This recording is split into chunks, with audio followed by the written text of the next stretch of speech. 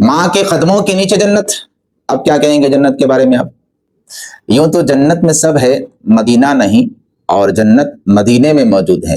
ایک عالم صاحب کو یہ شعر پسند نہیں آیا، انہوں نے اٹھا کر کہہ دیا کہ جنت بہت بڑی شے کا نام ہے، جنت اتنی بڑی ہے، اتنی عظیم الشان ہے کہ خود نبی اس کو چاہتے ہیں. اگر ایسی بات ہے کہ نبی جنت کو چاہتے ہیں تو پھر نبی نے علی کے بارے میں کیا فرمایا؟ سرکار نے فرمایا علی وہ ہے جس کو خود جنت چاہتی ہے. ختم ہو گئی بات. اب یہاں پر کیا کہیں گے آپ؟ جنت خود علی کی مستحق ہے. جب جنت خود علی کو چاہتی ہے تو علی ولیوں کے امام ہے، تو پھر نبیوں کے امام کی شان کیا ہوگی؟ جنت ان کے قدموں پہ نثار ہو رہی ہوگی. اور نبی پاک علیہ الصلوۃ والسلام نے ارشاد فرمایا میرے گھر اور میرے ممبر کے بیچ کا حصہ جنت کا باغ ہے. قدم اتنی کثرت سے ہوئے آنے جانے میں سرکار کے وہاں کہ اللہ نے اس زمین کے ٹکڑے کو جنت بنا دیا.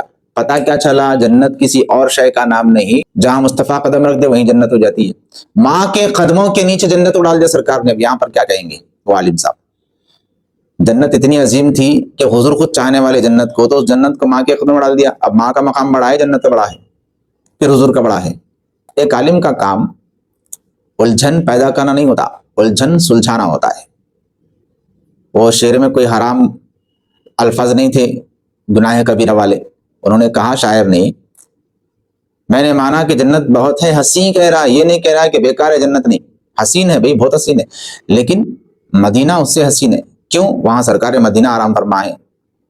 وہاں سرکار مدینہ، وہ سرکار مدینہ آرام فرما ہے جس کے صدقے جنت پیدا کی گئی، جن کے نور سے جنت کو پیدا کیا گیا. تو وہ جنت نبی سے افضل کیسے ہو سکتی ہے؟ صحابہ نے عرض کیا یا رسول اللہ جنت میں اگر آپ نہیں ہوں گے تو ہم کیسے رہیں گے؟ مطلب صحابہ خود کہہ رہے ہیں کہ جنت بھی نبی کے بغیر بیکار ہے. حسن حسین کے صدقے جنت کو زینت دینے کا اللہ نے وعدہ فرمایا. جنت کو پیدا کر کے فرمایا اے جنت ذرا ٹھہر جا، تجھے حسن اور حسین دے کر زینت عطا فرماؤں گا. محدث دکن کی کتابیں پڑھ لیتے، بانی جامع نظامیہ کی کتاب پڑھ لیتے.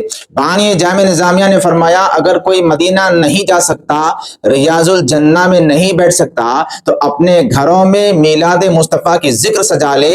اللہ نے نبی کے ذکر میلاد کو وہ شان عطا فرمائی ہے جتنی دیر تک دنیا کے جس زمین کے حصے پر نبی کے میلاد کا ذکر ہوتا رہے گا، اللہ تعالیٰ اس زمین کے اتنے حصے کو اتنی دیر تک جنت بنا دے گا.